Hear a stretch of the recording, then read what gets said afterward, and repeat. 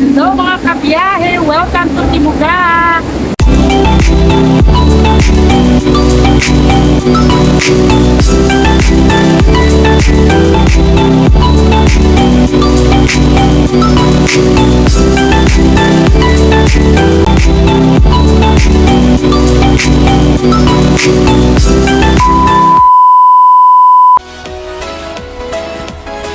Hello mga kabiyahe, good morning! So we are here today in Timuga because it's very hot and so we need to have a break from this very hot weather. So right now I'm with my Ate Ami, my nephew Domini, and also my niece Baby Amore. So we are here to have a very beautiful dip in the spring waters of Timuga. So please bear with us as I'm walking and stepping on this beautiful ground of Mimar Springway, and I'll show you. Look at this. Wow, this is an icy cold water, guys. So I'm sure if you'd like to visit Timuga, come and join us. So here we are having our lunch with Baby Amore and Domini. What we had is just a kilo of lechon baboy. It's our favorite, guys. And also some boiled bananas and sweet potato, because it's the best food to eat when you are in this icy cold water of Timuga.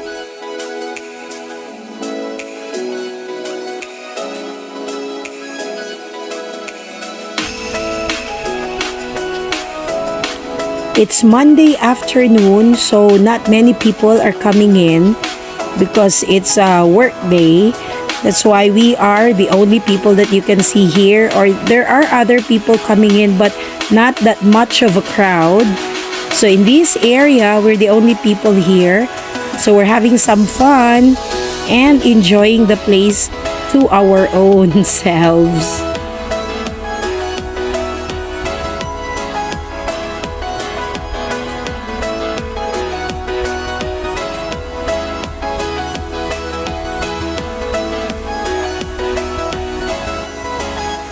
While they're having their swimming in the mini pool, I'm here to show you the 360 degrees view of the whole area. Yeah, this is it. Just a short information about Timuga. This is a local destination every summer, or even if it's not summer, all year round, people come and go and visit this icy cold water. It's actually a privately owned property, and many are really coming to enjoy it. And this is a collection of springs around Buruon in Iligan City.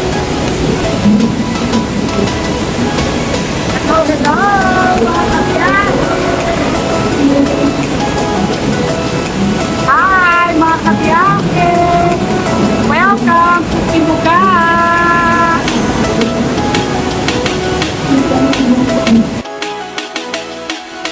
And look how my ate enjoys her swimming, because there's nothing like this in Dubai. So she's very excited to come, and now she's enjoying it, guys. And we are proud to say that no one can beat, or anywhere you go in the Philippines, Timuga is the top one among the most beautiful spring and the icy cold water. So what are you waiting for? Come and enjoy Timuga Springway here in Iligan City.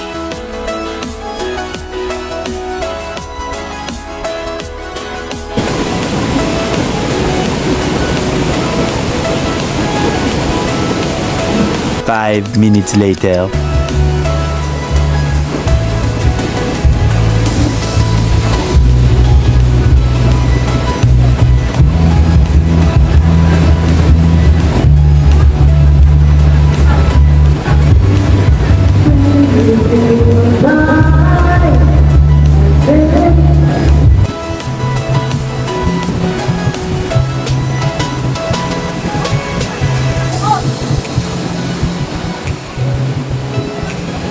20 minutes later.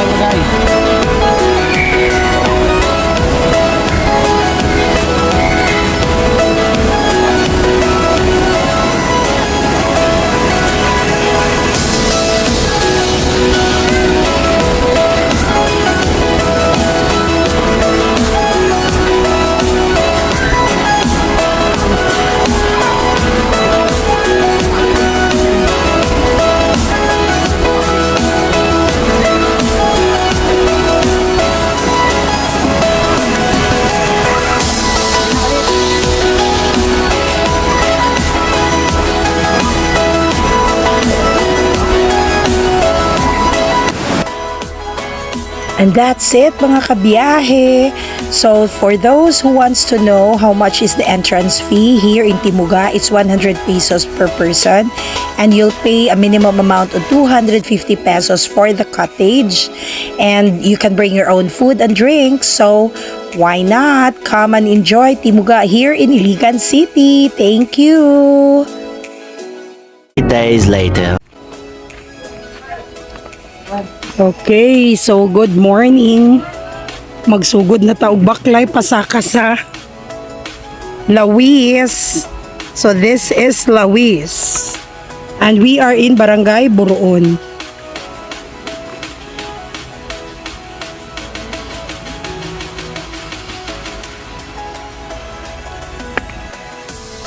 Dili daw ang padong Lawis.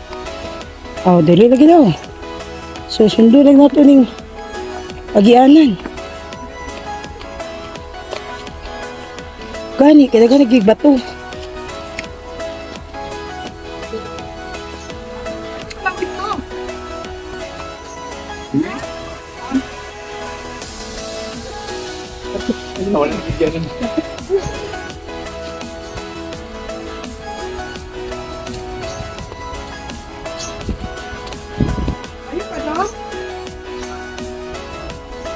Okay, saka.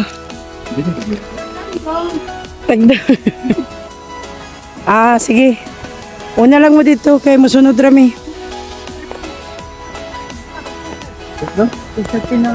Oo nga, kuan.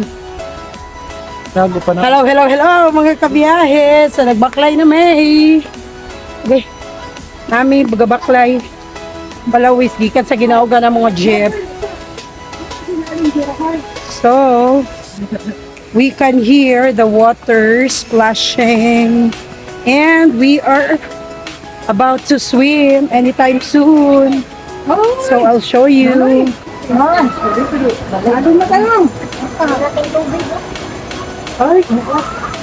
Kasi man yung kauban dong? Kamu lang? May lingaw rin po tayo. May lingaw rin sila doon.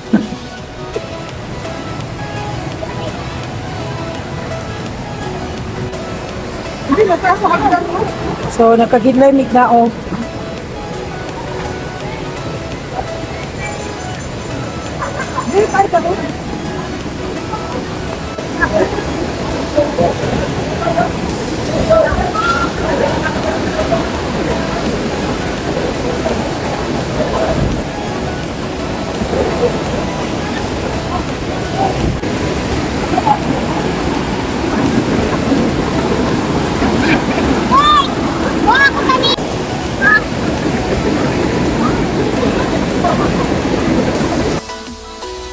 And finally, we are here in our very own cottage And it's just right beside the spring of Lawis. So beautiful din he, guys.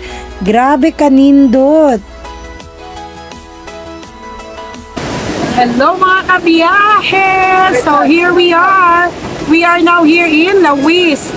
Beautiful place. It's a beautiful nature. Okay, so Lawis is in Barangay Buruon and we are here for a weekend. For a weekend swim. We are here for a weekend swim. So this is free public swimming, what do you call this? This is a free public swimming place. There's no swimming pool, but it's a spring. So the water is just flowing anytime. It's a cold spring, not as cold as Timuga. Right, so I'll show you around.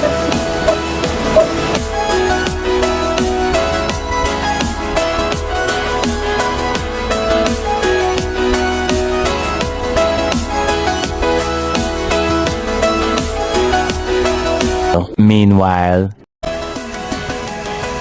And since we haven't eaten our lunch yet, so here we are.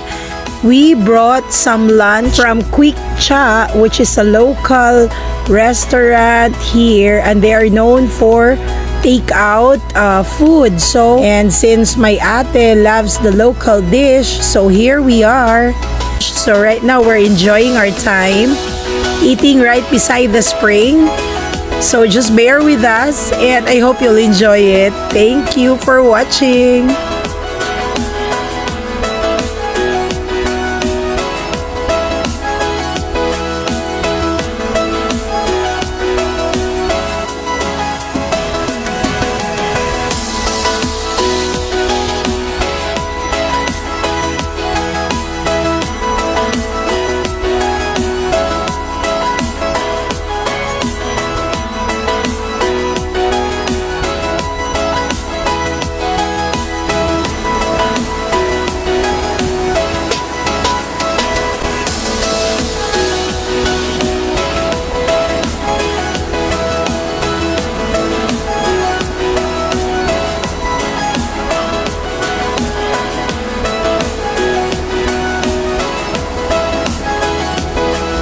And since it's a weekend, so a lot of people are coming in today. As you can see, everybody is pouring into the spring. For today's swimming, we are joined by Dominique's girlfriend, Alexel. And we're happy to bring her here because we also got the chance to bonded with her. So we're very happy today that everybody's having a good time.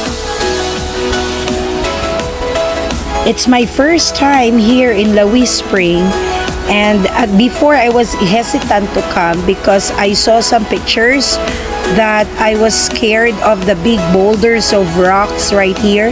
But now when I see this, it's so good to be here. As you know, in every place where I go to, I always have a 360 video. So this is a 360 view of Lawis Spring because I'm so excited to show it to you guys. So here it is.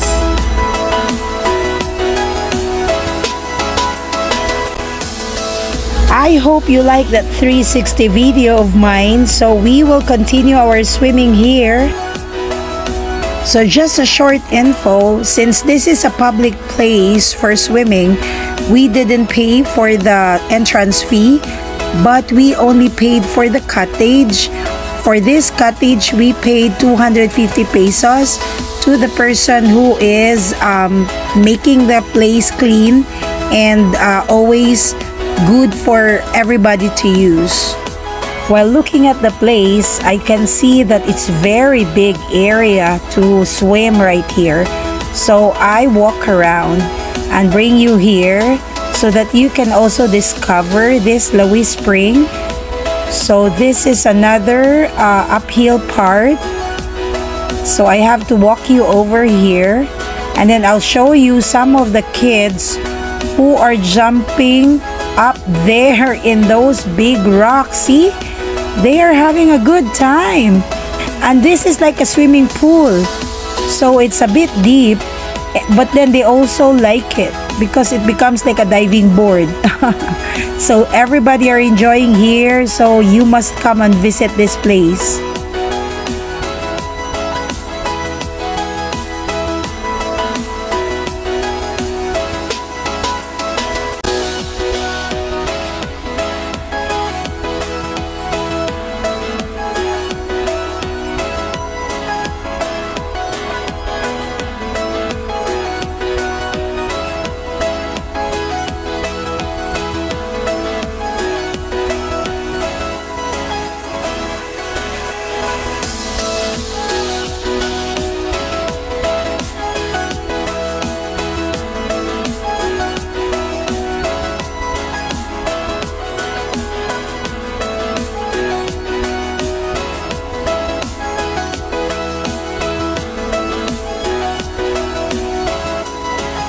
And of course, Dumini doesn't want to miss the chance of getting up there and try the diving.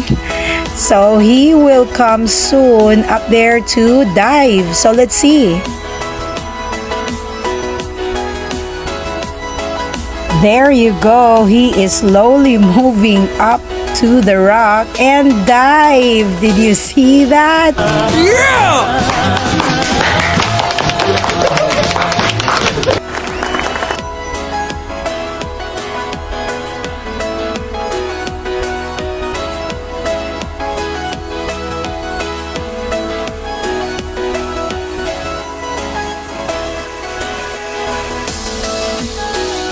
Also, I never missed the chance of swimming right here in Lawis, so I gotta try it.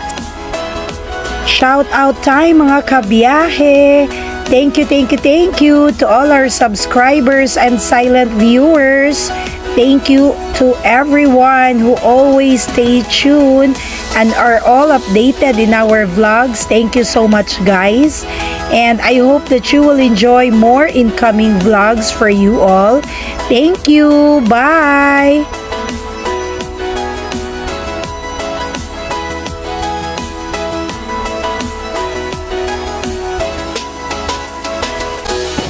Alright, so we are about to go home now mga kabiyahe. Our Saturday is done. Bye!